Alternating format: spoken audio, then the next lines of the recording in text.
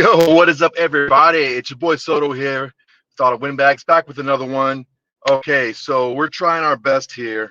Internet's not so great, but I wanted to hop on here because it's, the dead time of the season, and I wanted to make sure I was able to give you guys some more content throughout the week.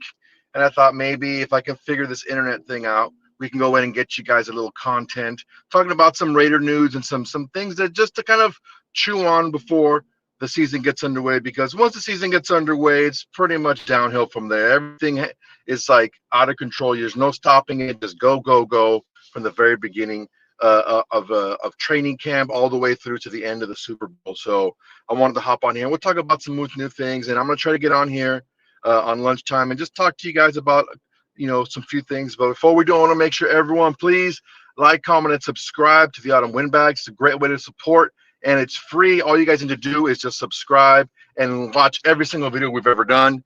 That would be amazing. All right. Today is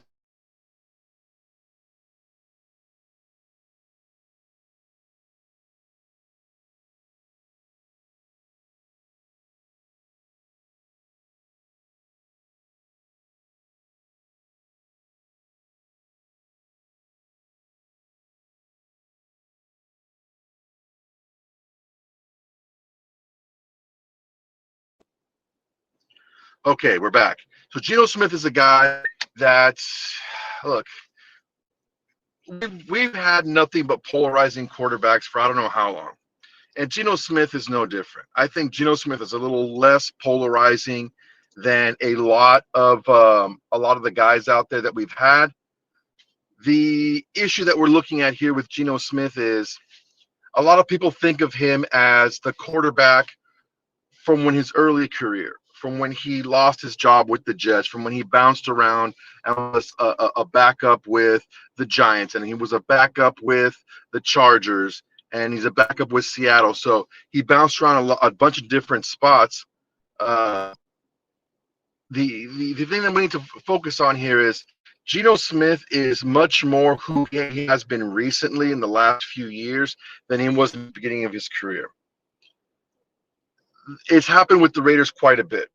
We've gotten a lot of guys to play quarterback even who haven't started off their career at the hottest and who got better as later in their career.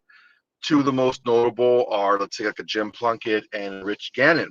I'm not saying that Geno Smith is going to be those guys, but in the same veil as that, we have seen where good quarterbacks have been relegated to backup roles when just because a guy comes in and is fresh and new, they're considered to be better. And that's not always the case. Okay. So I wanted to take a couple, see what you guys think about Geno Smith. Ask me some Geno Smith questions if you like. Oh, super chats are open. If you have a different subject you want to discuss for a few moments, we can do that too. That's going to be super chat only. But if you have Geno Smith questions, we'll talk about that.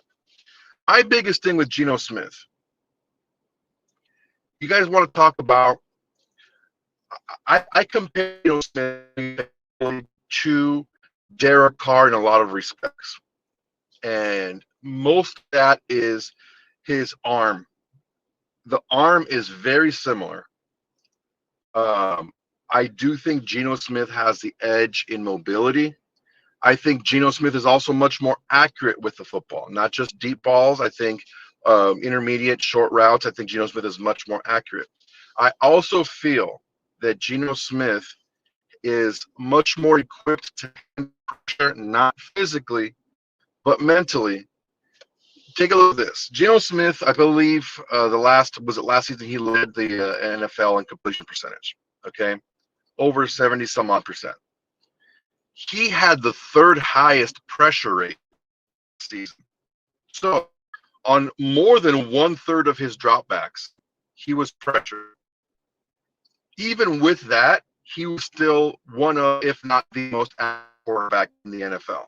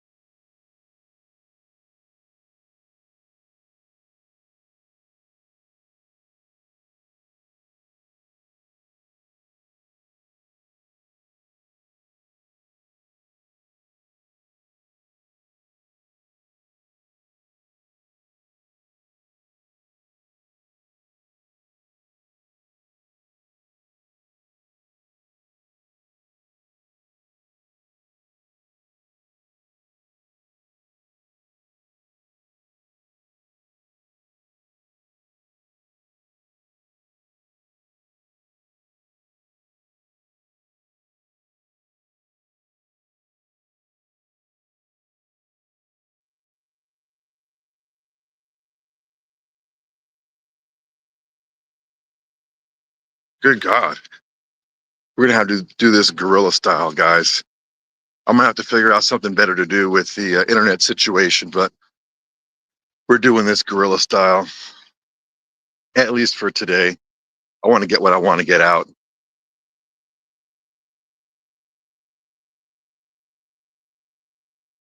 Your boy's back. So look, as far as Geno Smith goes, the issue that we're having here is people think that you need to have a top one of one guy. And most recently, that has been the case. Uh, over the years, it's not necessarily 100%. And until we get that guy, we have to roll with who we have. Now, let's see what we got going on here. You guys are still going here and talking. That's good. As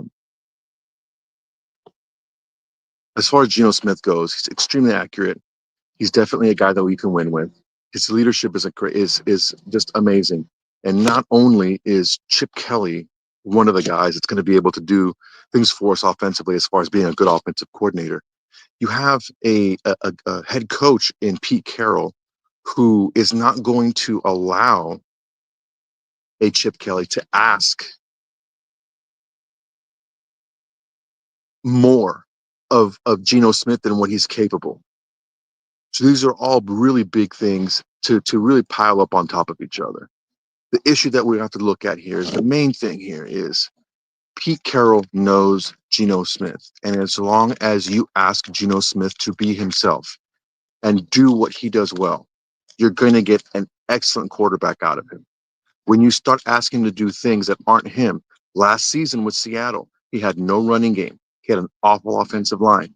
He had hurt weapons on the outside. You were asking him to play hero ball way too much. You're asking him to play hero ball way too often. And ultimately, that's just not going to work, man. It's not going to work with that will only work with very few quarterbacks in the NFL. You got maybe a Mahomes, maybe a Josh Allen, like those two guys. Anyone else out there, you're not going to get that same result or as good a result. So this new coaching staff in Seattle last season was asking Geno Smith to do a lot of things that he was not good at doing or really wasn't capable of doing, or was it unfair for him to do? You ask him to do a lot of things that are just really unfair. And I think that with Pete Carroll talking to Chip Kelly and giving him an honest assessment of who Geno Smith is and what he can do, it's going to be a lot better for this Raiders offense. All right, guys, what do we got here?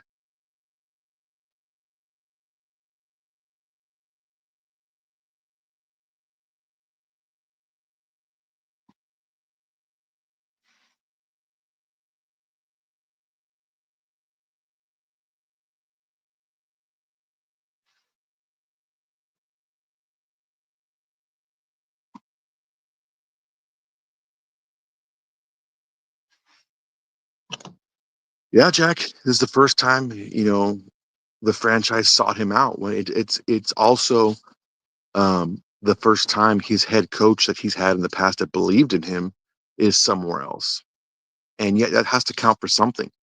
You have a guy in Pete Carroll who is really kind of having to really prove himself, right? He's having to really do a lot of things for himself as far as like, yeah, he got canned in Seattle and he's got something to prove now. Like he wants to show everyone that he still has it. And the guy that he put on his back at quarterback to be able to help him get that done is Geno Smith. That tells you a lot about Geno Smith and the faith and the belief that Pete Carroll has in him. All right, guys, this is going to be a short one. I really wanted to just hop on here and talk to you guys for a little bit. I'm having some internet issues and I was gone for a little bit. And I really apologize for that. I want to make sure you guys get good content. And unfortunately, this is not the content I want to give you guys. I really appreciate you guys being here. And we're going to go ahead and fix this and come back again strong next time. All right, guys. Till next time, everybody. Peace.